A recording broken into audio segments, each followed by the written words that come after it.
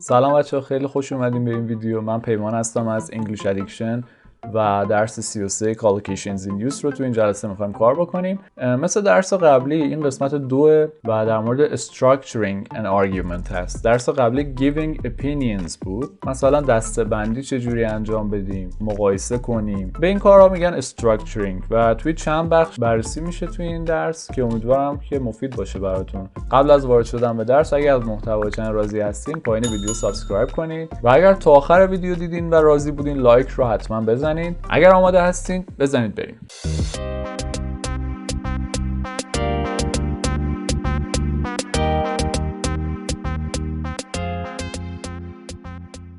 درس 33 میرسیم. Academic Writing 2 Structuring an Argument. میخوایم آرگومنتمون رو، استراکچرش رو، ساختارش رو درست بکنیم. ببینید ما توی نوشتار هر چیزی که مینویسیم به هر حال با زبان گفتارمون فرق داره. باید از یک سری ادبیات ها استفاده کنیم. باید فرق کنه با زبان گفتارمون. این درس کمکمون میکنه که یه واژه‌هایی یاد بگیریم که ازشون تو نوشتار استفاده بکنیم. پس حتما توجه بکنید، خیلی مهمه. سعی کنید تو قالب همین درس یاد بگیرید. مثلا کالوکیشن قسمت A رو بدونین راجع به Organising the text هستن. اینجوری بهتر تو حافظه میمونه. موضوعی بخونیم. قسمت A میگه Organizing the text. Here are some useful collocations for organizing one's arguments. هر حرفی که شما توی نوشتارتون می نویسین اون حرف آرگومنت شماست. در واقع نظر و پیشنهاد و دلایل و مثالهای شما هستن و باید اونها موثق باشه دیگه. باید دلایل براش آورده باشین. باید credible و probable باشه، یعنی معتبر باشه حرفاتون. و توی درس قبلی گفتیم که این آرگومنت ها باید سپورت بشه. to support your argument. حالا میخوایم این حرفایی که شما میزنید تو نوشتار رو یه استراکچری بهش بدیم. کادرهای مختلف رو مطالعه میکنیم الان. Adverbs in English fall into two main categories. Those ending in ly, for example softly, and those with other endings. For example well. well یه نوع adverb هست ولی با ly adverb نشده. بحث اصلی درس ما این fall into categories هست. میگه قیدها در زبان انگلیسی یا هر چیزی، اصلا به جای قیدها در زبان انگلیسی هر چیزی رو مثلا humans یا مثلا monkeys fall into two main categories. fall into categories یعنی دسته‌بندی، به دو دسته تقسیم میشن اینجا گفته. این two main آپشناله ولی fall into نقطه چین categories یعنی به این تعداد دسته تقسیم بندی میشن که دسته بندیاش الان یه دو نقطه گذاشته بگه دسته بندیاش چی هستن. those یعنی اون قیدهایی که those اینجا یعنی adverbs ending in ly مثل softly و اونایی که با حرفای دیگه تمام میشه مثل well که endingش دیگه ly نداره.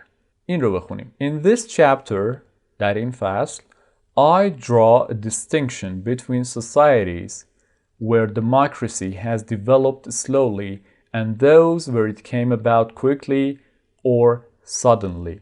یه بار دیگه. In this chapter در این فصل I draw a distinction. To draw a distinction between two things یعنی مقایسه کردن از باب تفاوت. To make a comparison based on differences. Alright? We have other collocations like draw an analogy or draw parallel. Okay? اونها برای شباهتن. Draw analogy و draw parallel برای شباهتن. Draw distinction مقایسه درباره تفاوت هاست. یعنی میخواد تفاوت ها رو بگه تو مقایسش.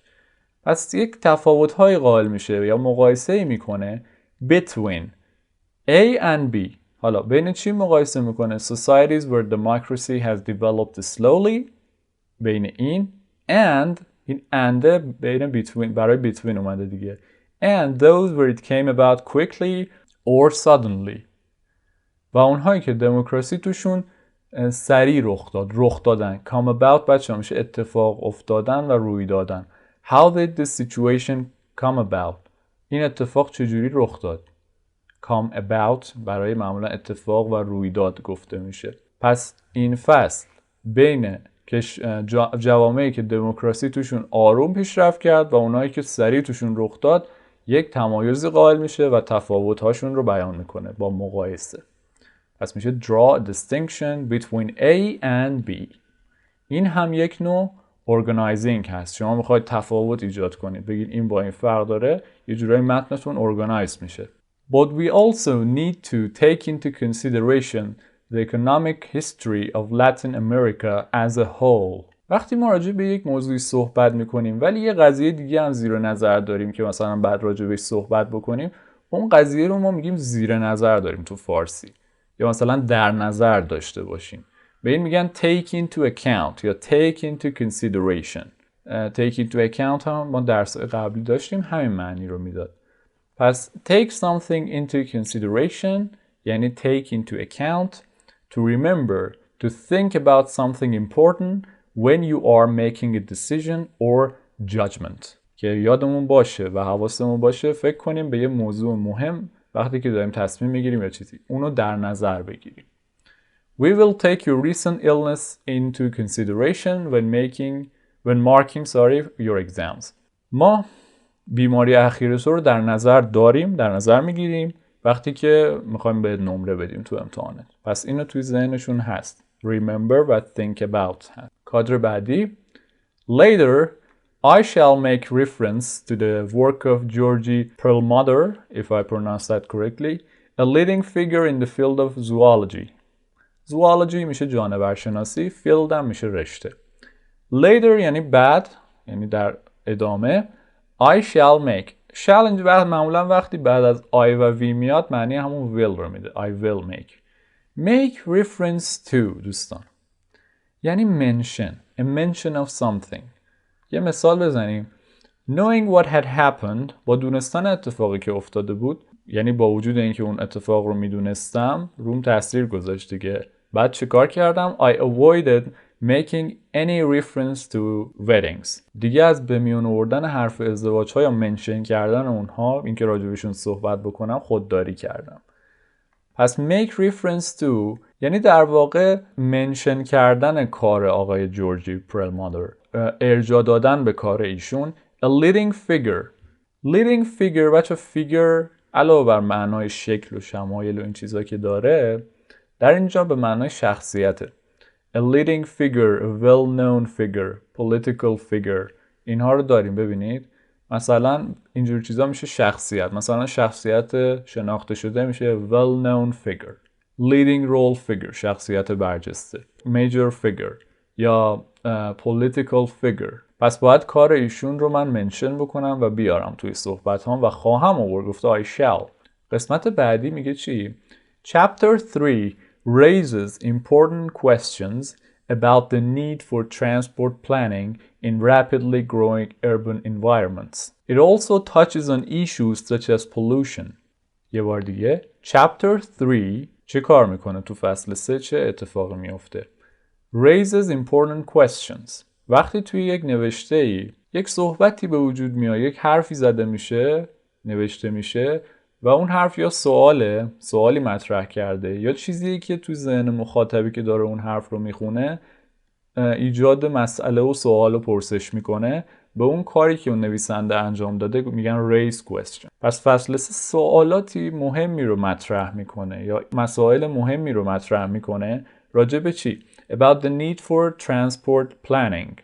درباره نیاز به برنامه‌ریزی حمل و نقل in rapidly growing urban environments. در محیط‌های شهری که سرعت رشدشون زیاده. Rapidly growing، خود rapidly قیده، ولی وقتی با growing میاد rapidly growing میشه یک صفت. Rapidly growing یعنی جاهایی که سریع رشد میکنن، رشدشون زیاده. Urban یعنی شهری، environments. سوالات مهمی رو راجع به این برنامه‌ریزی حمل و نقل به وجود میاره. یه کار دیگه هم میکنه این فصل 3. چی کار میکنه؟ It also touches on issues such as pollution. گریز زدن. وقتی وسط حالا صحبت کردن خودتون یا راجع به یه چیزی دارین صحبت میکنین، یه گریزی به یه چیز دیگه هم میزنید. به اون میگن touch یعنی لمس دیگه. این اون موضوع هم لمس میکنید. It also touches on issues such as pollution. به اون موضوعات هم یه گریزی میزنه مثل آلودگی. پس touch on issues میشه گریز زدن. مختصرا به مطلبی اشاره کردن. To mention a subject quickly when speaking or writing about another subject. وقتی راجع به یه موضوع دیگه دارین مینویسین یا صحبت میکنین و میاین سریع و مختصر یک گریزی به یک موضوع دیگه میزنید، بهش میگن to touch on something یا touch upon something. The talk was about educational opportunities for adults. موضوع صحبت در مورد فرصت‌های مطالعاتی برای بزرگسالان بود یا فرصت‌های تحصیلی برای بزرگسالان بود. And the speaker also touched upon یا touched on sources of finance. در مورد منابع مالی هم یه گریزی زد. بریم کادر بعدی.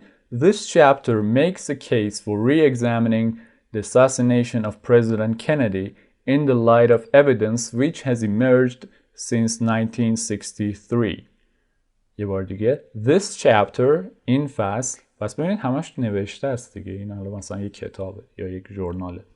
This chapter این فصل makes a case for something. یعنی شما یه استدلالی میارین که بگین این الان بهترین موضوعه که راجع بهش صحبت بشه یا باید راجع به این موضوع صحبت بشه یا تاکید بشه. میخواین روی موضوع تاکید کنین که راجع به این قضیه صحبت بشه. براتون نوشتم. ببینید استدلال برای کسی یا چیزی. A group of us met to make our case for more women in the cabinet. بیان استدلال خودمون. درسته؟ میتونه مثلا با صفت‌های دیگه هم بیاد. Make a convincing case, make a strong case. اینا رو هم داریم. برای چه موضوع استدلال قوی بیاریم؟ For re-examining the assassination of President Kennedy. خب جان اف کندی میدونید که ترور شد. ترور میشه assassination. برای بازرسی دوباره، بررسی دوباره میشه re-examining. بررسی دوباره ترور رئیس جمهور کندی in the light of. معمولا تو نوشته ها زیاد استفاده میشه. تو فارسی بخوایم معادلش رو بگیم که رسمی باشه، تو فارسی میگن نظر به. نظر به تو فارسی، تو انگلیسی in the light of. نظر به شواهدی که از سال 1963 به بیرون درس کرده. emerge یعنی درس کردن به بیرون، بیرون آمدن. پس evidence which has emerged since 1963. این از قسمت A. قسمت B reinforcing arguments یعنی قوی تر کردن استدلال هامون. Look at these extract from university lectures and note the collocations. این از لکچرهای دانشگاه استاد، ارائه های استاد هست در دانشگاه. 4 تا کادر رو برده چجوری قوی تر حرف میزنن، یعنی مثلا استدلالاشون رو تأکید میکنن روش. اگه دقت کنی کالوکیشن های تأکیدی داره. significance یعنی اهمیت، چیزی که اهمیت بالایی داره. emphasis یعنی تأکید، خودش reinforcing وقتی روی چیزی تأکید میکنی. support اینجا یعنی قوی کردن. lend support to یعنی قوی کردن، تقویت کردن. و hold firmly عقیده محکم در واقع. بریم کادر اول رو بخونیم. Many studies have attempted to assess the significance of diet in the prevention of cancer. یه بار دیگه.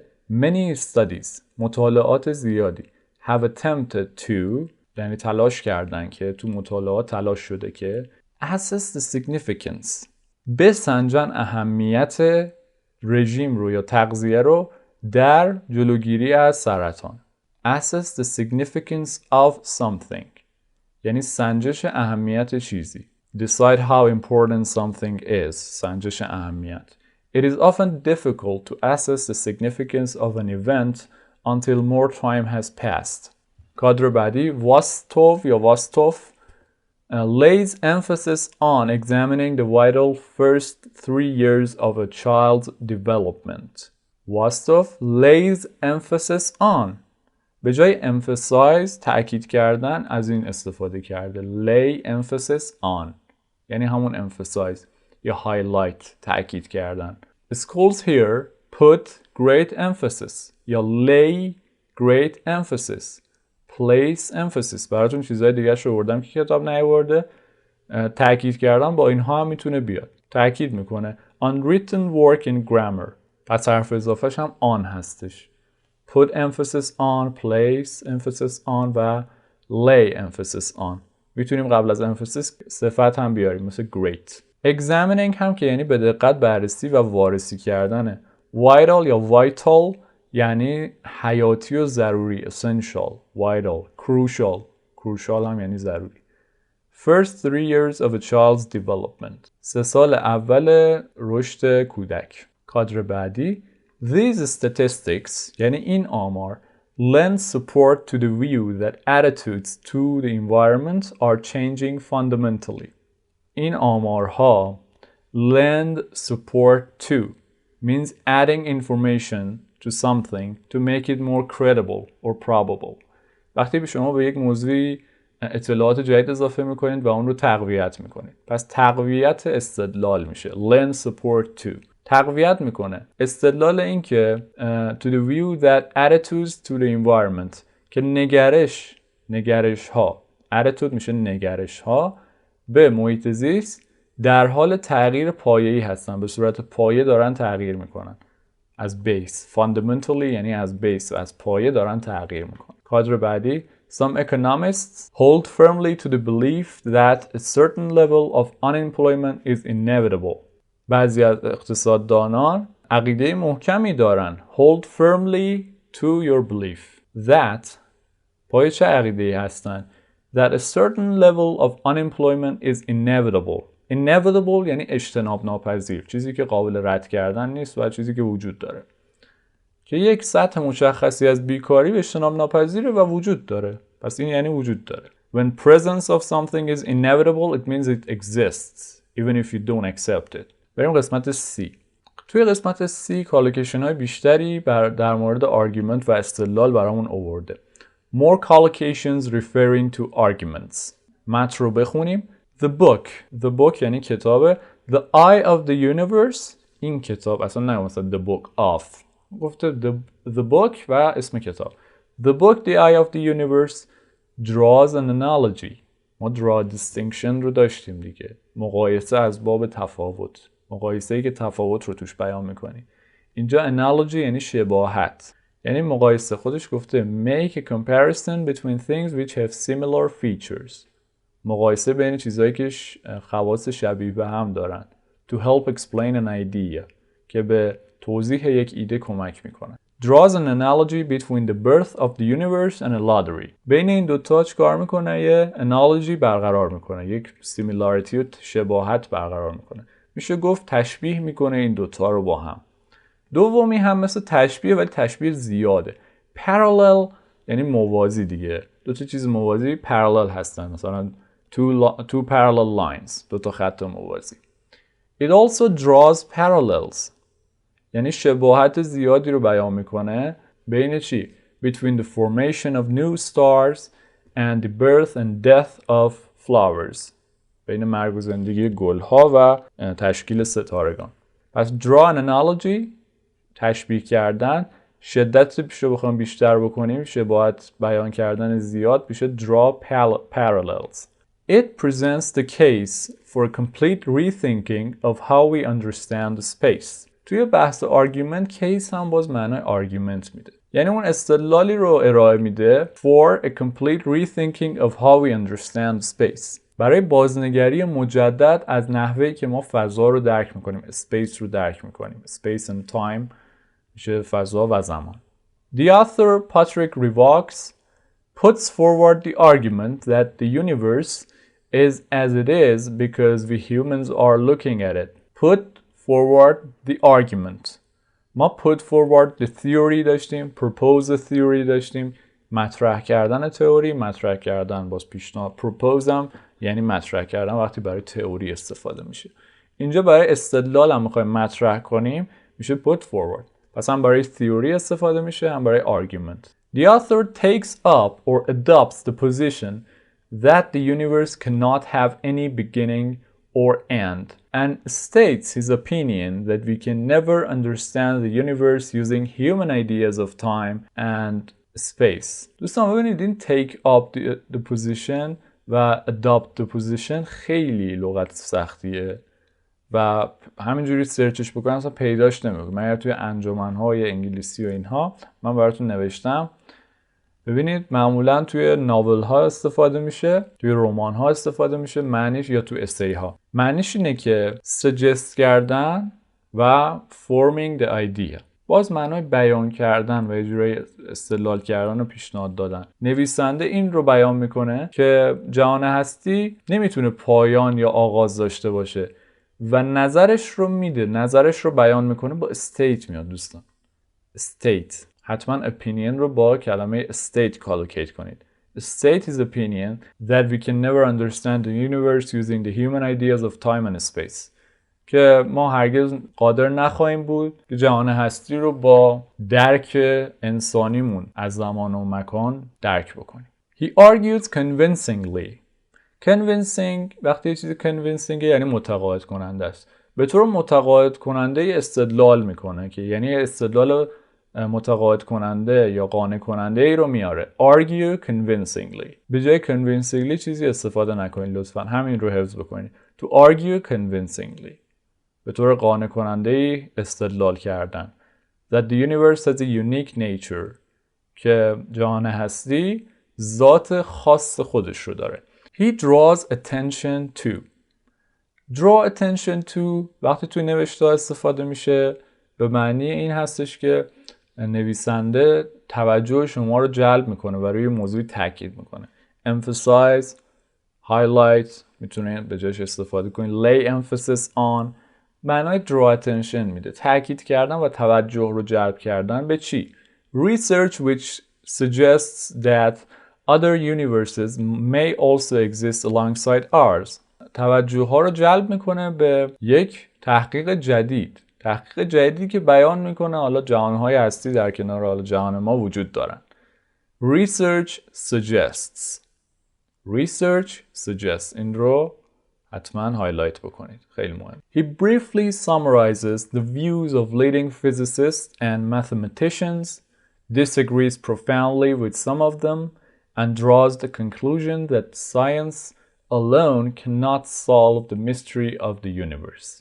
او یک خلاصه فشرده‌ای بیان میکنه. خلاصه فشرده. Briefly summarizes. این رو لطفاً از همین briefly استفاده بکنید. Precisely استفاده نشه. لطفاً shortly استفاده نکنید. همین briefly summarizes. خودش بهترین کالوکیشنی که میتونه استفاده بشه. او یک خلاصه فشرده‌ای ارائه میکنه. از چی؟ از نظرات مثلا ریاضیدانان و فیزیکدانان برجسته. Disagrees profoundly with some of them. Profound یعنی عمیق. چیزی که profound عمیق و دیپه. Deeply. و به طور شدید و عمیقی با اونها مخالفت میکنه. To disagree profoundly. Right? این هم کالوکیشن خیلی خوبیه. Disagrees profoundly with some of them. با بعضیاشون خیلی شدیدن با این ریاضیدانا و فیزیکدانا مخالفت میکنه. And draws the conclusion یعنی concludes.